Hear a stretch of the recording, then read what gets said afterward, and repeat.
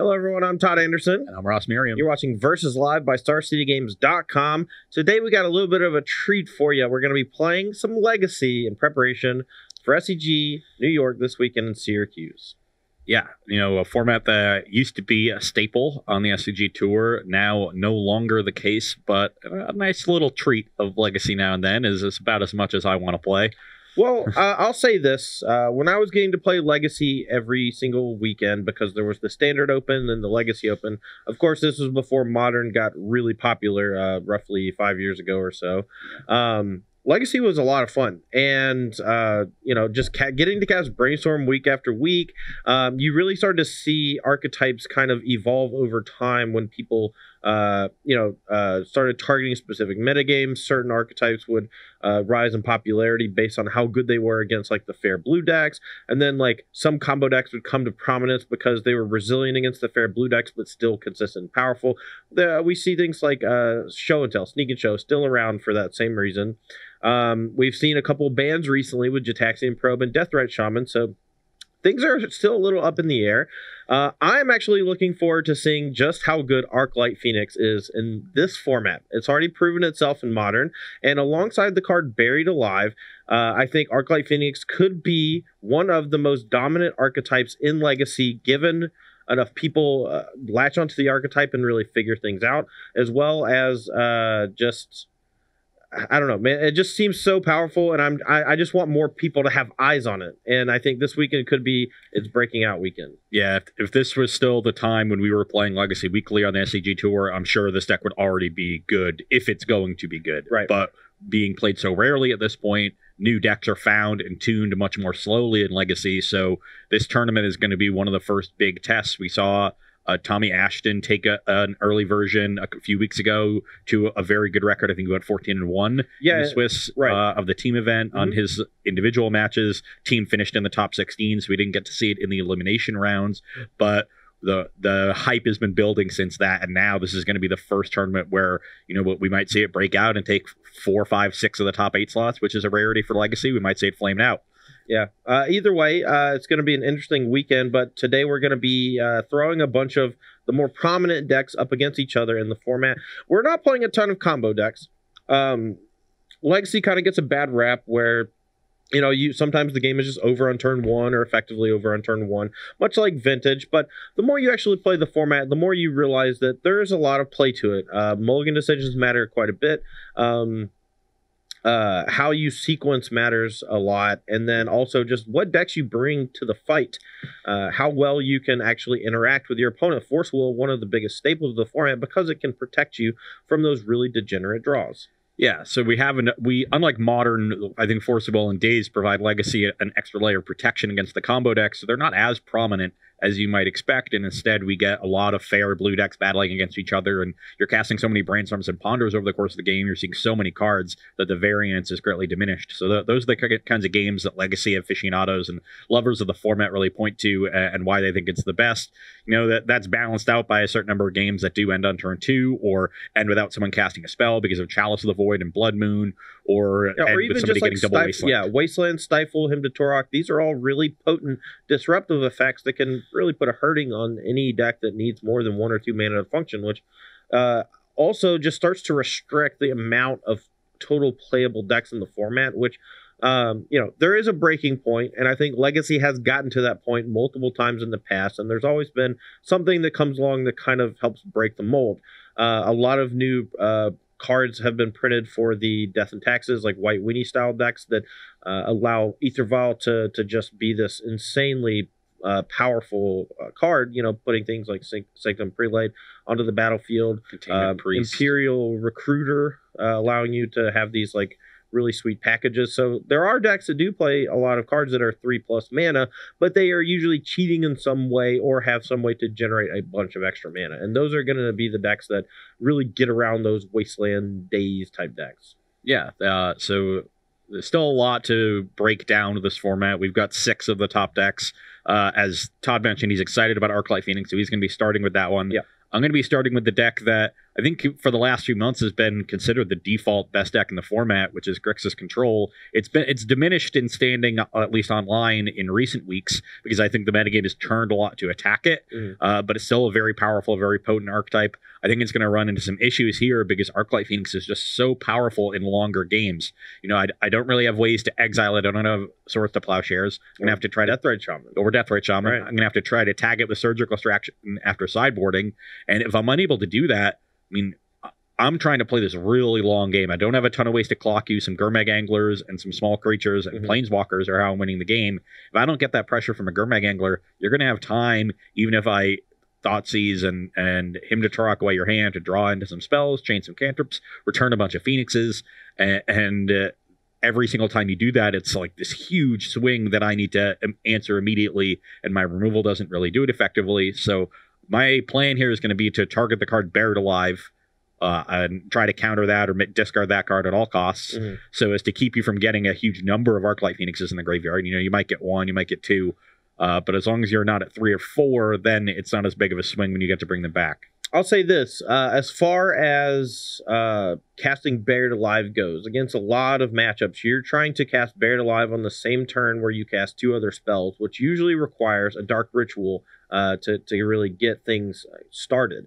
In this particular matchup, I think just casting a Buried Alive on turn 3 and putting 3 Arclight Phoenix into the graveyard and not casting anything else is more than fine, because your deck just gives me so much time. So we're going to see starts that I might try to slow roll Ross over the course of the games, but for the most part, like, I'm content just casting Buried Alive for value, basically. Yeah, so. It's a setup spell as opposed to like part of a combo turn. Right. And I think that's kind of the beauty of the Arclight Phoenix deck and the Buried Alive package, is that it kind of goes both ways, to the extent where I've been experimenting so much with the archetype in general. My article that went up on Start the Games today, I actually went over a bunch of different Buried Alive Arclight Phoenix decks, so you can check that out if you sign up for Premium, or if you already have Premium. Yeah, nice plug me. Good job. Let's get to the games. Yeah, let's get to the games. We'll take some questions after game 1. I'm gonna call Odd. We do have Rob over there in the booth. If you have any questions for us in chat, be sure to tag at SEG Tour with your question when you type it in. Rob will take down the ones that he likes the most and ship them over here, and we will get to as many as we can. Unfortunately, no Histeus question yet. Oh man, yeah, he must be at work. We can't take questions until Histeus is here. That's the rule. It is Odd. You're on the play. Okay. Alrighty. What do you got over there? I got a good one. Good one? That's not what I like to hear. I have, a medium one like every other hand this deck has. Alright. This hand's actually pretty good. We got some disruption and we have a clock. Alright. Black. That's not good. Dark Ritual. Well, we're dead. It resolves? Yeah. Ooh, I thought he was going to counter it. Alright, I'm going to play this. And play Discard Spell. Yeah, I'm going to Cabal Therapy target you. Resolves. I'm going to name Force of Will. I know you don't have it because you would have Force of Willed, but it's worth naming just in case. Okay, sure, whatever. And then I'm going to cast Buried Alive. Pay you for 9. I swear I did not set up my hand. This is the nut draw of the deck. I think I have to literally draw a Fatal Push or Lightning Bolt or I'm dead. Yeah. Because I'm at 11. I'm only going to be able to fetch once. If I kill 1, then I go to 5, then I Edict, then I go to 2, and then I have to draw another removal spell to kill that one, because it'll fetch to 1, so that'll bring me to 1, or a third land. No, because I won't be able to push. Yeah, I literally need to draw... But what about all those games that aren't over by turn 2? Hey, you shut up, Rob. Yeah, I'm just deterministically dead at this point. Yeah, I mean, I attack you down to 2, and then you don't play a spell. Hey, we did it. I didn't even write down the starting line. That's a good way to start it off. Okay, so we'll play another game 1. Okay, so you want to be on the play? Yeah, I'd like to take a turn. Maybe make a game action. You drew a card. Does that count? I guess. I'm pretty sure drawing a card is technically a game action. Yeah, it is. Okay, you got me.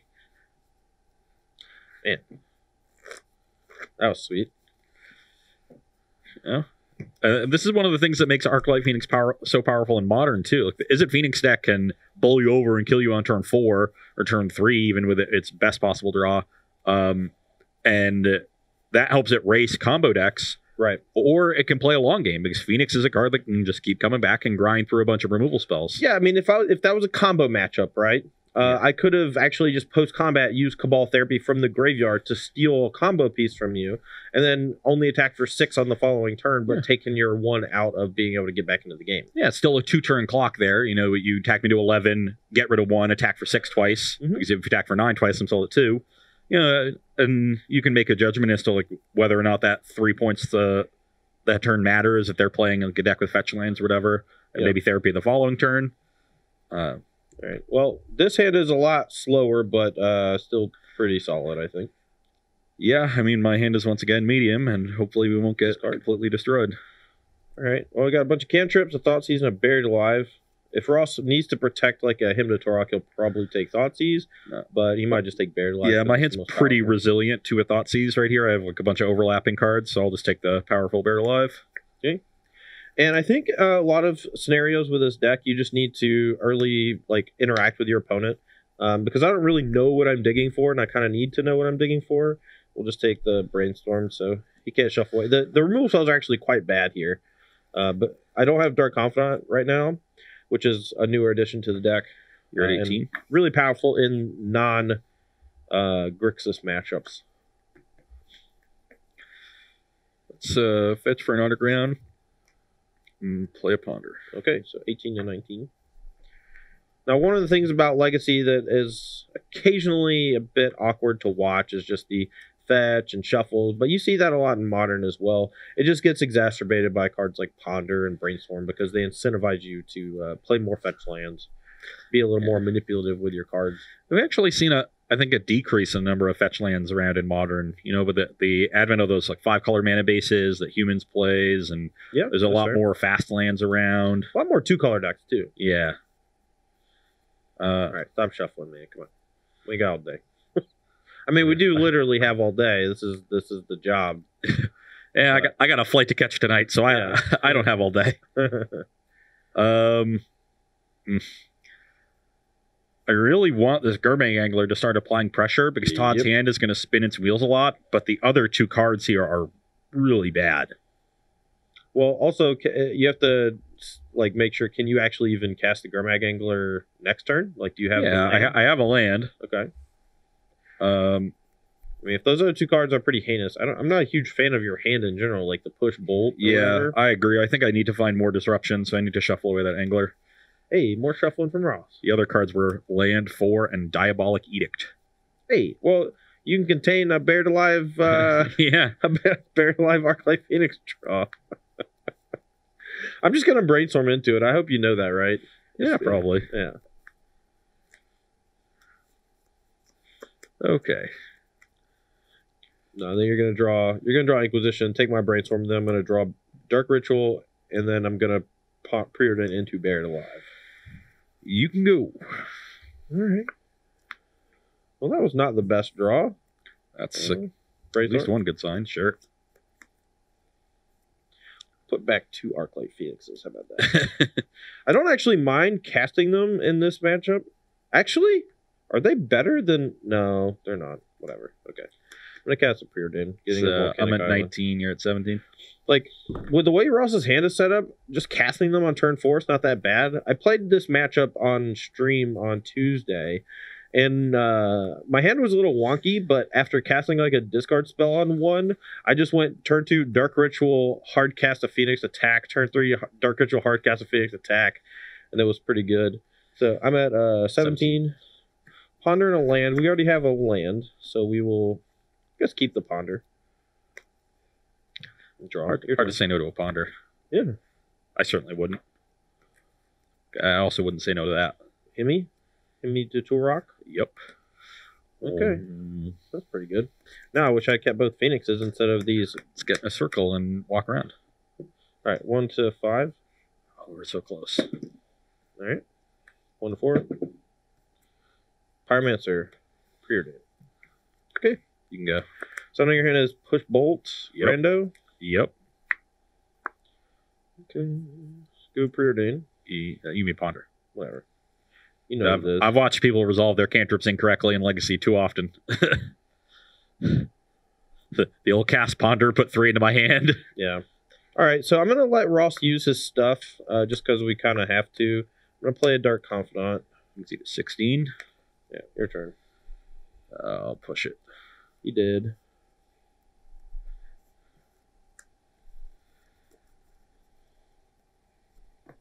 Okay, snap him you. Okay. Get the last 2. Yep, it's pretty good. For how mediocre Ross's hand was 3 turns ago or whatever, this is bad. I mean, I found 2 good cards. The Ponder random draw was land 4, which I didn't like. My last 2 draws were just Hypnotoric Snapcaster Mage. Okay. So we hit some good ones. Hey, me too. Speaking of good ones. Okay. Well, I actually was planning on doing that last turn, but you made me discard it, and then I just drew one. So. Attack for 2, you get a 14. Yep. What am I doing with this thing? I think it's very unlikely for me to ultimate this. I agree.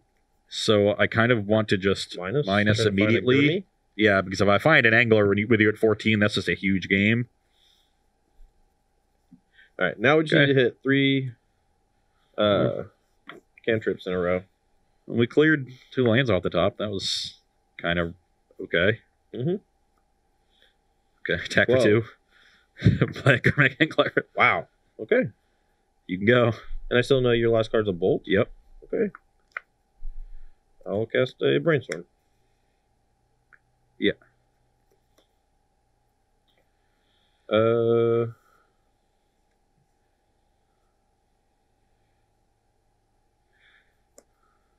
This doesn't really matter. Do I want to actually just hold on to the brainstorm? Do I even need... So I can get... Yeah, okay. Here it is. Figuring it out. Keep these 2. Put these 2 back. Dark Ritual, Buried Alive, get the last Phoenix. That took figuring out? Well, I don't know if it was worth... My other card was Brainstorm, so I could have just, like, gone Brainstorm into something instead. And then I don't think I want to draw Dark Confidant at this stage, so I'm just going to put 2 Dark Confidants from my deck into my graveyard. And then bring all 4 back. Declare attacks. Yep. And so next turn, I'm at 12, so Ross can put me to 7. Oh, to 5, and then Bolt puts me to 2. So if he draws a Bolt, I'm not dead because he doesn't have 2 red. So I just attack for 12. You're at 19 still? Yep. So he bolts 1. So maybe I just play full-on defense mode. Maybe I just throw 2 at Lily. Because he can shrink 1 otherwise, and if I just attack 1 at Lily, he'll bolt it. Maybe that's fine, though, because if he bolts it, then we just have this for defense, and that's pretty good. If he doesn't bolt it, this dies. He shrinks 1. We can still double block.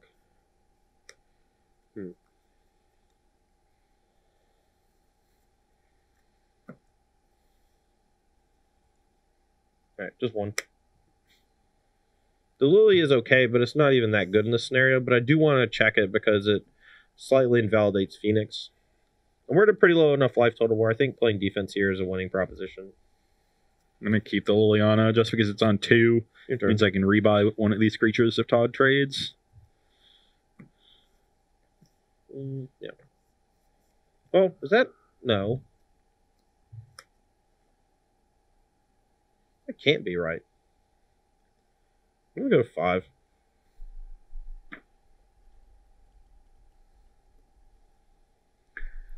So my Liliana is almost assuredly dying here.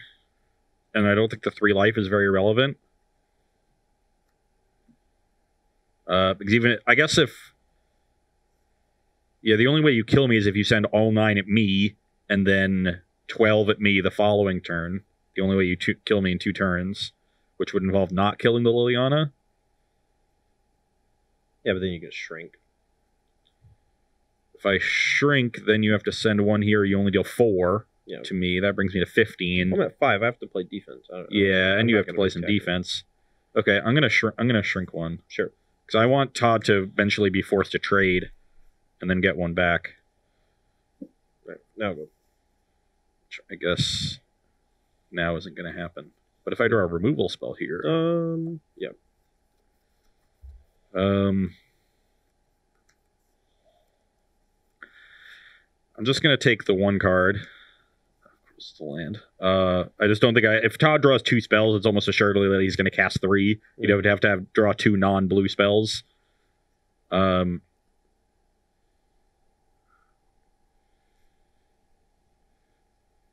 You should attack with both. Yeah, I put agree. me to 3. I mean, I only have 1 bolt in my deck, but I can draw Snapcaster or Yeah. K command. So yeah, I'll put you to 3. Mhm. I'm gonna play this. No, I'll just. I'll hold. Holding it doesn't Pass. do much difference. It's better with Brainstorm. Attack for 3, yeah. 16. Your turn. Attack for 2. Dog. Gurmag Angler. Come on. Go.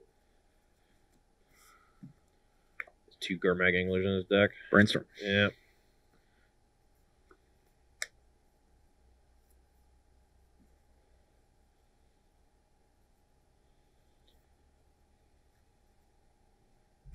No, we have to draw super good unless he kills Eat us. you.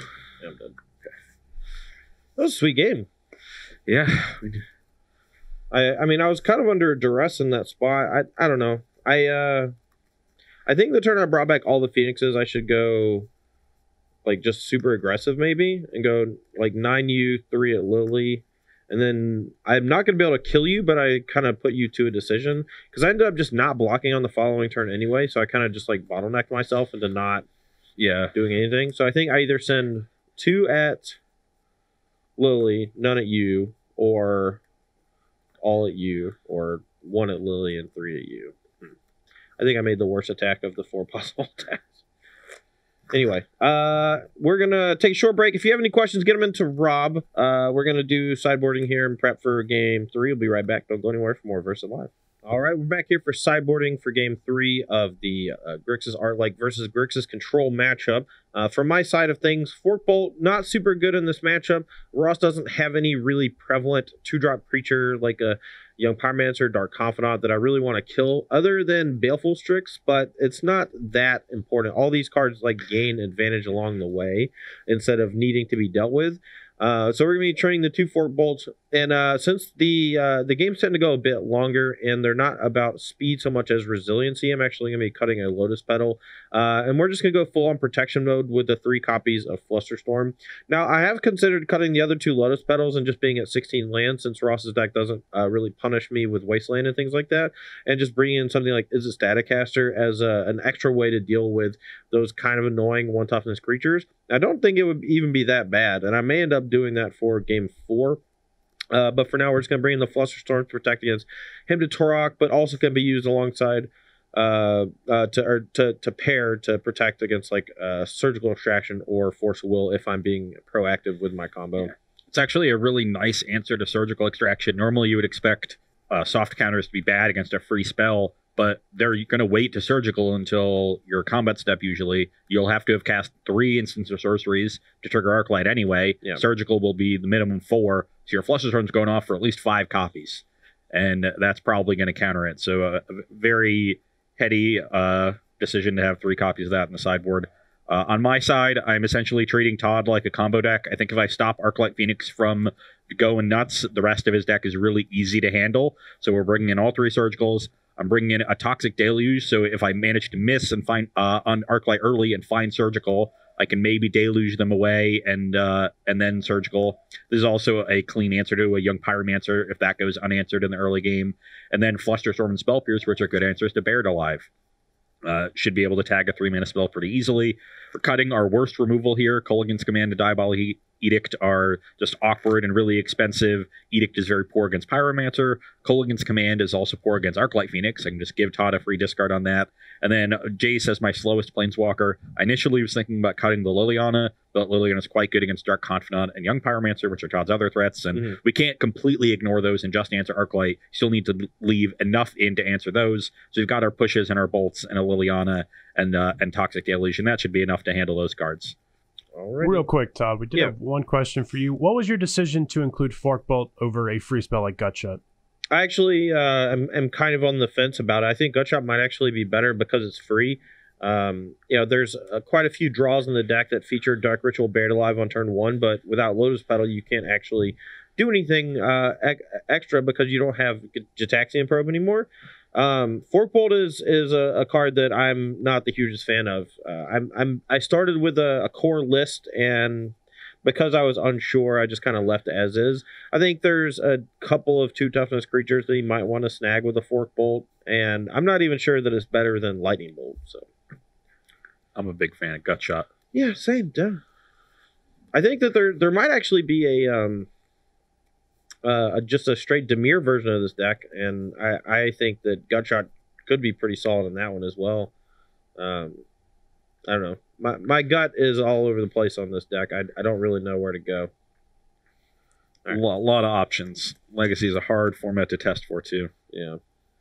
All right. I'm going to keep... I will as well.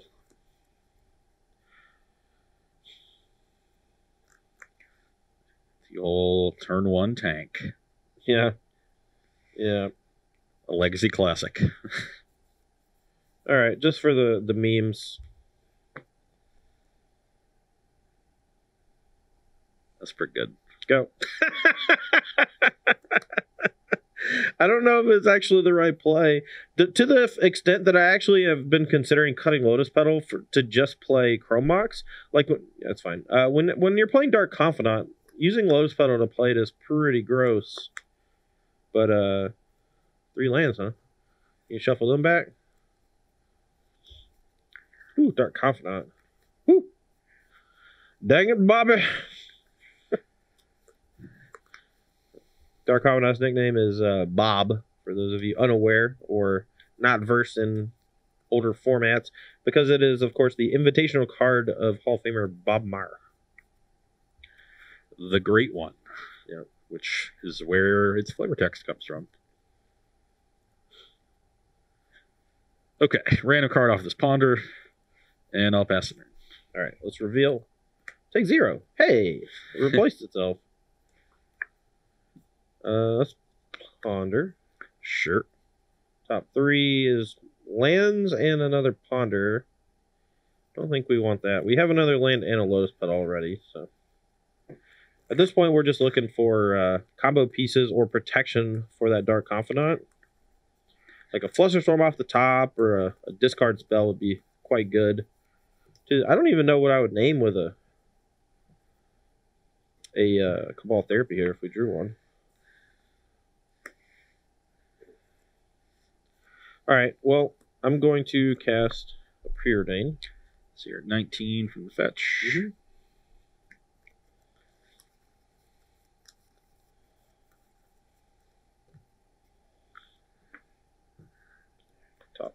Top. A land and a Brainstorm. I guess we'll keep Brainstorm. Bottom the land. Tap for 2. 18. Your turn. Ugh. He knows I have the Lotus Petal, so maybe I should play it, but I actually kind of want to shuffle it away with a Brainstorm. So, and we don't really have a lot to do with it other than just cast Brainstorm. So, I'm really just hoping he bricks on waste to actually kill Dark Confidant. The longer this stays around, it starts to become a lot like a Planeswalker, where it just sort of buries your opponent in card advantage. A lot like Thief of Sanity and Standard, actually. They're very similar. Okay, Bloodstainmire and pass the turn. Well, that's good news for me. Fetch, bolt, or push there would have been pretty disheartening, but we'll take 4. We're at 15. There we go. All right, I'm going to play Brainstorm. And now this is giving him a window to Flusterstorm, but because we shuffled a bunch of lands away, we actually just don't have a land to play, or a wood. And we can't really play the Lotus Petal before because it would just up the storm count and not really change much. Brainstorm resolves. Okay. Okie dokie, artichokey. I'm feeling bad about that. I shouldn't let that happen. Well, I drew... What did I draw? I think these 3.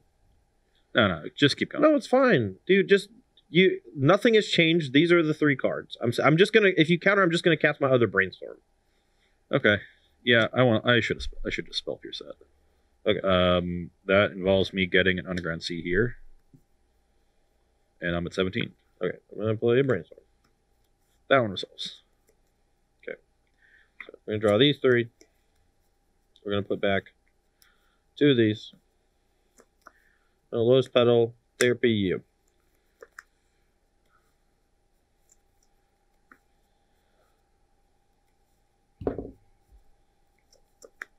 You have not played a land this turn yet? No. Makes you feel better. I don't have a land. Because I would not have busted a Cabal Therapy to do it. I guess unless it was exactly Volcanic Island. But that your therapy resolves. I'll name Surgical Extraction. You got one. You have Forceful Flusterstorm. Liliana Gourmet. Hand's pretty good. Okay. Therapy me.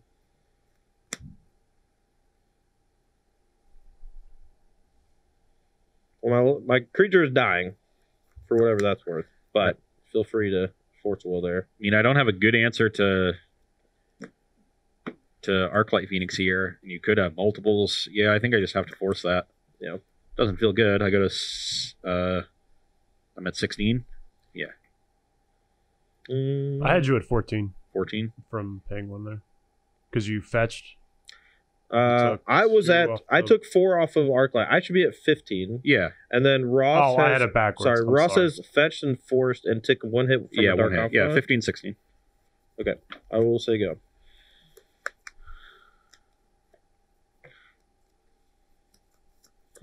I needed him to have only surgical, not both. But we're not out of the woods yet here. I go? Yep. So I know you have Lily. What was the other card? Lily X. Okay. I just played the Angler you had seen. All right. Preordain. Yep. We'll go bottom. I like that. Oh, good news. Did get a good Hesteus question in. Your turn. Cool.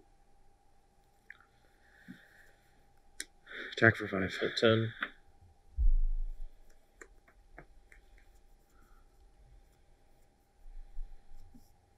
Plus. Yep. Pass. 1 card. Yep. Ponder. Resolves.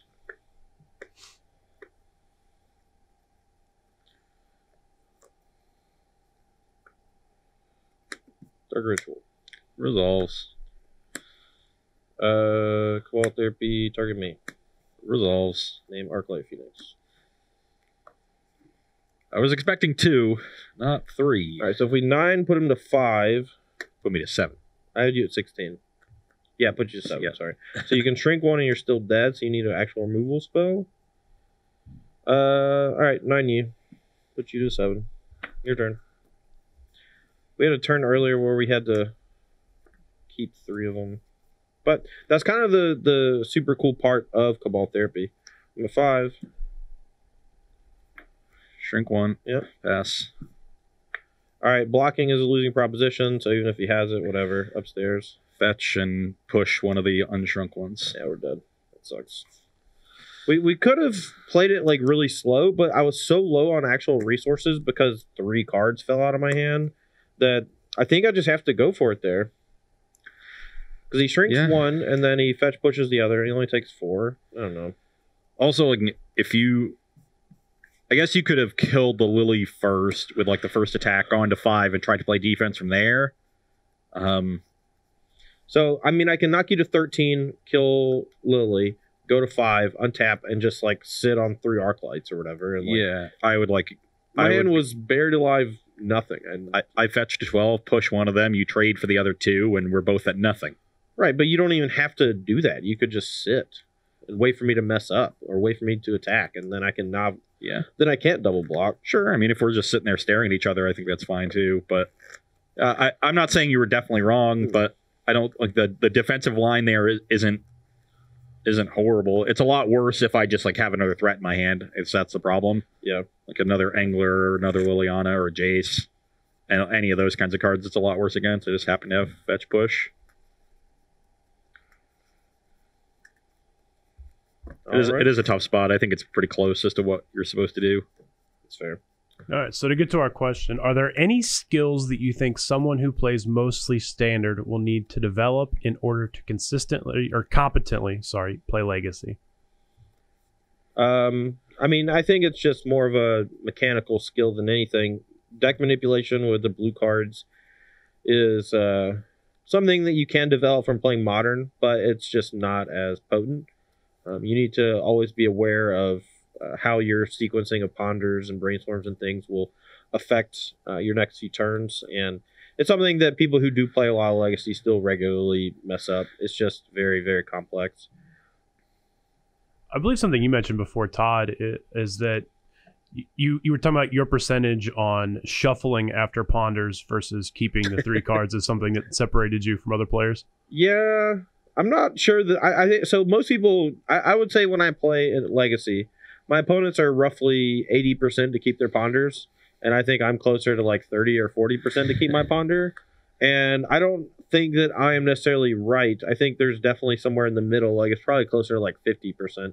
But I think that people just keep their ponders way too much, especially in scenarios where it just makes them so that they're dead. Like a lot of times, if my top 2 cards are like ponder land and I'm about to shuffle, like I'll just take a random card depending on where I'm at or whatever. Like, you know, I might draw a Delver of Secrets instead and be able to like completely change the tempo of the game, or some other 1-mana spell that has a proactive effect on the game instead of like just a little more card manipulation with a ponder. Like I'm effectively losing out on a whole turn sometimes if I do that. So anyway, my hand's good. My hand's fine. All right, thoughts easy. Surgical Gurmag, Brainstorm, Fatal Push, Force. All right, we're actually going to take Fatal Push here.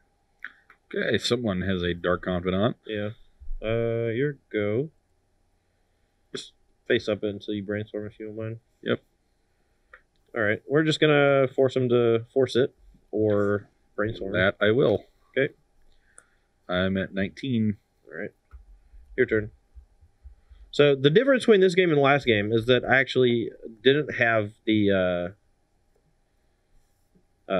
Thoughtseize last time.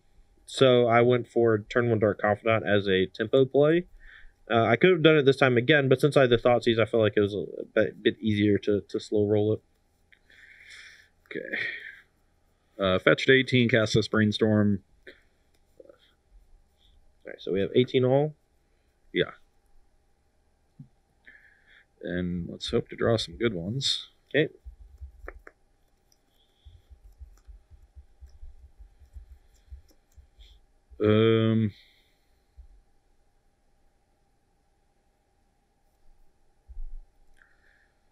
Those weren't great.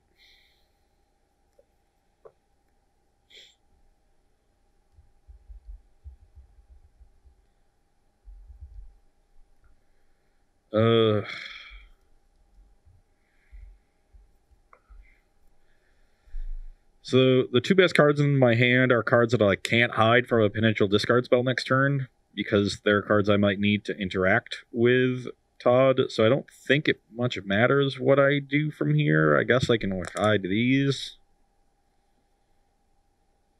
Okay. Swamp go. Jesus. So my guess is he held both Gurmag since he wasn't casting one this turn, and his hand is Surgical and some random stuff. So we're going to take that heavily into consideration here, but we're not really going off or anything yet. We got to get a little lucky. If he wants to force it, that's fine. But that's fine.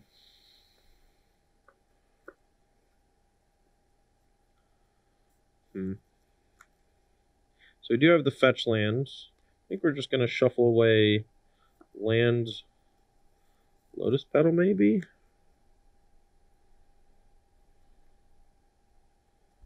Alright. We're going to go to 17. 17. I'm going to just play a Young Pyromancer. Pretty happy to see that. Anything Yeah. else? No, that's it. Okay, push the Pyromancer. Lucky. This now lets me cast a Gurmag Angler here without using my Surgical Extraction. So that was pretty ideal. Still do not feel great about this game because Todd basically knows my hand, and I do have a little bit of pressure, but I haven't really disrupted Todd at all, so I assume his hand after the Brainstorm is pretty good. It's not great. Okay. Well, we got a shot then. Yeah. Okay. Brooding. Yep. So here's 2 Ponders, right? And I don't have anything in the yard really, so I guess I just keep 1 and not both. Because I'm just casting another Ponder this turn.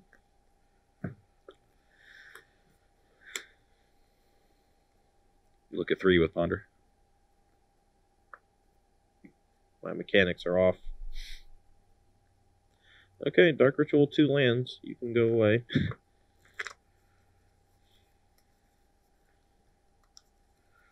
So we don't really have to be afraid of another Gurmag Angler here.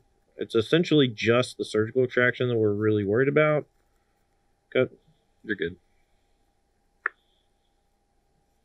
Alright, just Thoughtseize you. Is there any value to surgicaling something here? Todd gets to take another card of my hand, which probably isn't good. No, let's let this happen. This does bring Todd to 15, so the Gurmag now is a 3-turn clock. Yeah, we'll take Surgical. Yep. Alright. Good. Your turn. Attack you to 10 and pass. Yep.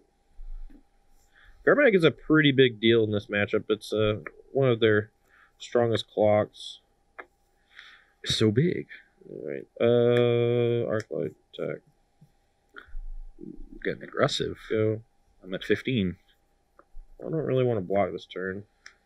Attack you to 5. Thoughtseize you. Okay. So that's going to bring me to 13, and I guess I will take the Thoughtseize. It's harder for Todd to like effectively cast a Flusterstorm proactively, which is what he needs to do here. So I'll pass. Just don't know what's happening. Just keep getting clowned.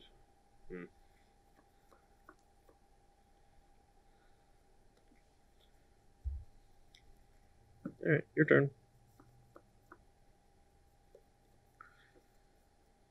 Attack for 5.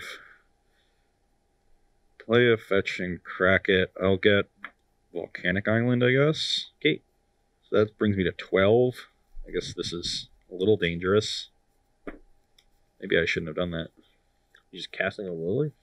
So I'm casting a Lily and I'm -2ing Try to it. hit Snapcaster, Yeah, so so you can I have can a blue card for Force Will. Nice. Indeed I am. Nice. I need to draw Brainstorm into Dark Ritual Buried Alive is what I need to draw. That resolves. And then I just 12 Ross and kill him. That'd be nice. Pass. Alright. What would you... Well, therapy, so we're done. It's unfortunate. If I'd drawn a... I wish I'd drawn therapy earlier. I could have snagged the Gurmags, I think, at some point. Maybe. No, you brainstormed on the next turn. Maybe not. It would have been hard. The problem here is that the disruption from a bunch of different angles. Ross has counterspells and surgical and discard. It's hard for any kind of combo-based deck to fight off all 3 of those modes. I think that the problem here is that I just need a better sideboard plan for this matchup where I can board out all my Lotus Petals, because I kept drawing them and they kept being hot garbage. So just like a couple more sideboard cards for this matchup. I think Hymn to Torok is a great card for the matchup, but you have to maybe build your mana base so that you can have fewer volcanics and more black lands. So that might be problematic because we do have an island and 2 volcanics. So we have 3 of our lands that we can draw that can't cast it. But I do think Hymn to Torok is potent. It's one of the stronger cards. But I think 3-1 is a pretty reasonable showing for the Grixis control deck. And I do think this is actually one of the tougher matchups. I didn't think so beforehand. I did beat the crap out of it when I played it on Magic Online the other day. But my draws felt like a lot better. Like, I mean, if you just draw a lot of Dark Ritual combined with Buried Alive and then other spells, your draws, your deck functions a lot more smoothly. We had a bunch of draws that featured a lot of cantrips, a lot of young pyromancers and dark confidants that just died to the lightning bolts and the fatal pushes. And the fact that your other threats are so poorly suited for the matchup means that I can overload and target all of my disruption at stop or all that I have at stopping Buried Alive and Arclight Phoenix. Right. And that becomes problematic. So I think if you wanted to sideboard more for this matchup, it would be some other threat that I have to respect. Bitter Blossom. No, Bitter Blossom is definitely solid. That's true. So something to that. So Planeswalker. The original iteration of this deck, Tommy Ashton actually played Tombstalker, and instead of the Dark Confidant slot, he had a bunch of young Pyromancers and a couple of Tombstalkers. He also had Daze, and I think all those cards are significantly better in this matchup. And at the time, Grixis was like a little more prevalent, but over the last few weeks, like Grixis just kind of fell off the map, and I'm not really sure why. It was one of the more played decks in the team constructed opens for a long time. I know the last team constructed I played in Legacy, I played against Grixis Control 4 times out of my first 9 rounds. So things are kind of changing, I guess. But I mean, if Grixis Control comes back, like it could be a good foil to this Grixis Arclight deck just because of how you're hitting in all the angles. And like I've said, I'm not even sure that this is the right way to build the deck. I am under the impression that Forkbolt is not good. I actually like Dark Confidant, but I'm not a huge fan of Young Pyromancer. I don't think that it does exactly what you need it to do. The only really good synergy it has is with Cabal Therapy, and I guess it gives you another angle of attack that doesn't fold to something like Leyline of the Void or Rest in Peace. But if you want to hear more thoughts about the Arclight Phoenix deck, you can just check out my article on Star City Games today. I go over basically 4 different ways to build the archetype, all the strengths and weaknesses of each, different cards that I've been wanting to try and that I have tried. So it's pretty thorough. So it should help. If you want to play Arclight Phoenix this weekend or in your next Legacy event, I think it should be very helpful. Yeah, I mean, we saw the power of the deck in that first game where you were able to turn 1 with a discard spell, 3 Phoenixes, and that's the kind of thing that'll win you some games. But the question is, how consistently are you able to do that, and how resilient are you once the disruption happens? And part of being resilient is pairing that engine with other threats that you force the other person to respect. And in this matchup, I just didn't have to respect the other threats. I was able to deal with them pretty easily, leaving in a couple of the removal spells that I already had, and they just didn't do anything. And I was able to actually beat Recurring Arclight Phoenix once, when it happened late in the game when I already had pressure, and was able to stop it from happening entirely in a couple other games. And if that's indicative of the matchup, then you need to do something else out of your sideboard to at least give me something else to think about. Yeah, I think Bitter Blossom is quite good, but at the same time, like, you can still just check that pretty well with Liliana of the Last Hope. So I'm not even sure how good it is in that scenario. So a lot to think about. I think this is fairly indicative of the matchup, so we're just going to move on unless we have a couple questions from the audience. Yeah, there was one. Todd, why is there no Faithless Looting in this deck? Okay, so honestly, I don't know. I haven't personally tried. Like, my gut says playing a bunch of Careful Studies and Faithless Lootings and things like that might be great, but card disadvantage is pretty big in Legacy because you don't actually have anything in your deck that can recoup said card advantage. And when you're playing Dark Ritual and Buried Alive and Faithless Looting and Cabal looting effects in general, like, you're never gonna be able to bring the Arclight Phoenixes back again. We're not playing Manamorphose. Like, our cards aren't free, and I don't know. I think that there could be potentially an Izzet version of the deck that doesn't play Buried Alive that maybe wants Careful Study and Faithless Looting. I think there might be a blue-black version that wants Careful Study and not Faithless Looting, but it's so new, and I just honestly have no real idea what is correct. No, there's a lot to think about here. We haven't seen looting paired with Phoenix that often. It's more the combination of Buried Alive, and you can't have too many of these sort of cards that only work with Phoenix and don't really work without it in your deck.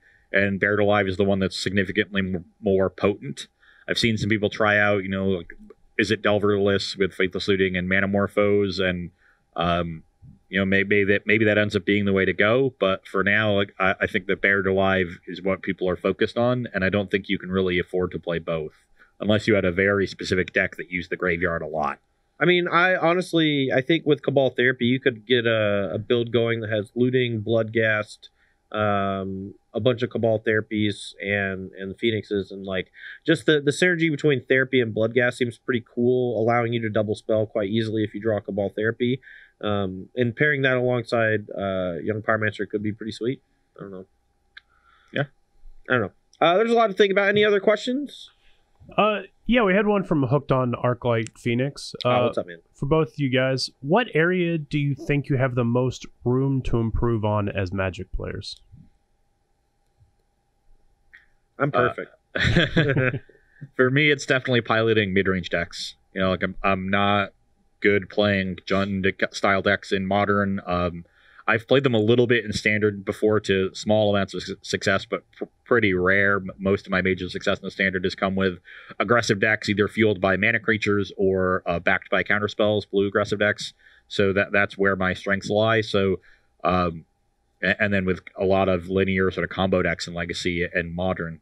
But those fair mid-range decks, things like this Grixis control strategy in Legacy would be up there too. These are the decks that I'm not as good in. I'm not super comfortable playing those sorts of attrition style games, at least when you're playing them from the style of these decks where you have some haymaker threats that you're trying to set up and protect, versus like playing that style of game from is it Phoenix? You're doing it by gaining a bunch of virtual card advantage because you're an 18 land deck, the same way the Delver decks in Legacy do it, and you're almost always playing from ahead. And I'm much more comfortable playing from ahead than I am playing from behind. So yeah. I would definitely say playing those styles of decks. I think I'm on a different spectrum there. I have trouble playing the like really mechanically strategic combo decks, like the elves, the Ironworks, Amulet Titans. Yeah, I really struggle with those because I actually get overloaded when I have too many decisions, and I like to condense my decisions. Like a lot of times, if I get into a really complex attack phase, I'll make an attack that literally just simplifies the battlefield, just because it makes the following turns easier. And I think that's something that a lot of people don't recognize, myself included, in a lot of spots, that it's better for you to trade queens. When you're playing chess against someone who's way better than you, trade your queen, because they are going to destroy you with it, and you don't really know how to use it as well as they do. Simplify the board. But yeah, I'm not really good with the mechanical. Too many decisions just makes my brain fizzle. I don't know. Yeah. All right. Well, we're going to prepare for the second round of Legacy. Don't go anywhere. We'll be right back after this short break for more Versus Live.